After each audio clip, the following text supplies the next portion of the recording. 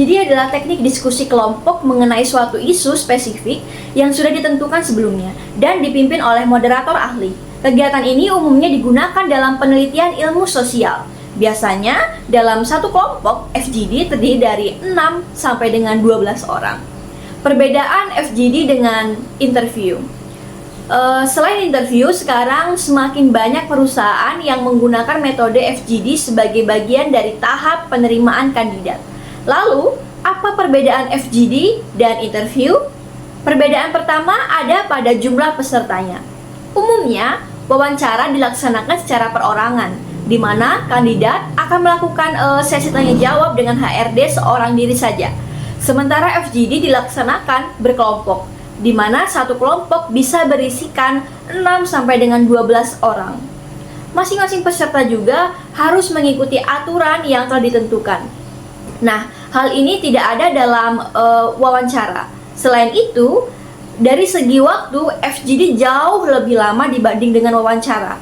Pelaksanaan diskusi ini bisa berlangsung selama 60 sampai 90 menit. Berbeda dengan wawancara yang biasanya lebih ringkas, yaitu hanya 20 menit hingga 45 menit saja. Nah, teman-teman, sekarang kita masuk ke dalam contoh pertanyaan pada FGD. Dalam FGD, ada beberapa tipe pertanyaan yang biasa diajukan oleh moderator. Beberapa di antaranya adalah follow-up question. Nah, tipe pertanyaan ini adalah untuk menggali lebih jauh pendapat peserta tentang topik diskusi. Yang kedua adalah probe question.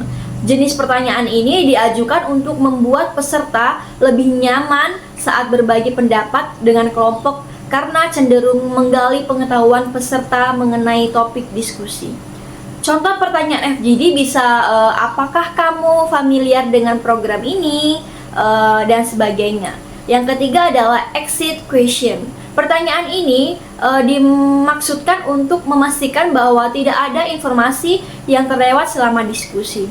Selanjutnya adalah tips dan trik FGD. Yang pertama adalah pelajari isu atau topik yang mungkin digunakan perusahaan. Yang kedua, cari tahu apa saja penilaian dalam fokus group discussion.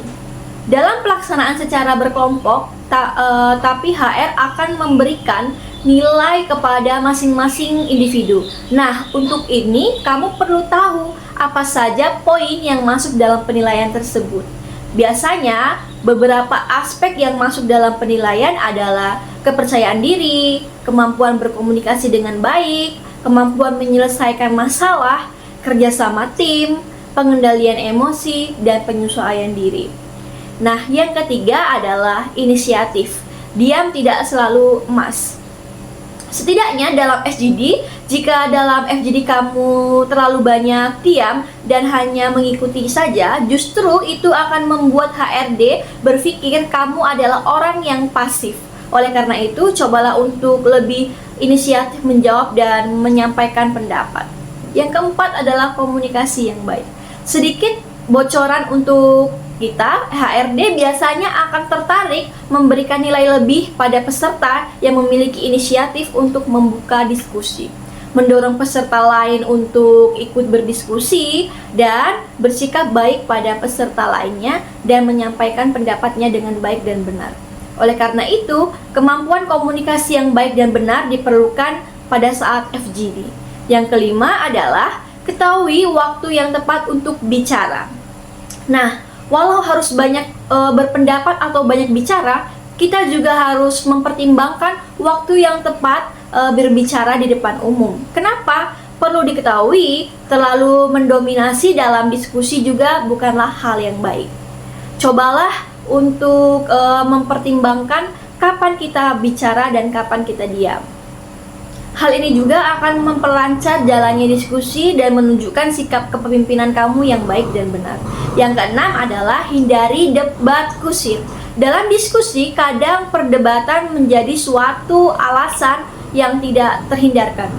Tidak jarang ini terjadi karena emosi yang terpancing. Oleh karena itu, tips lolos FGD selanjutnya adalah kamu harus mampu mengendalikan emosi dan mengungkapkan argumen dengan baik dan benar dan memiliki dasar. Ini untuk menghindari debat kusir yang mungkin terjadi. Selain membuat diskusi semakin panjang dan tidak tentu arahnya, debat kusir akan tidak dapat mengontrol emosi juga, membuat kamu dapat penilaian yang buruk. Yang ketujuh dan yang terakhir adalah tetap percaya diri. Sekian materi dari saya.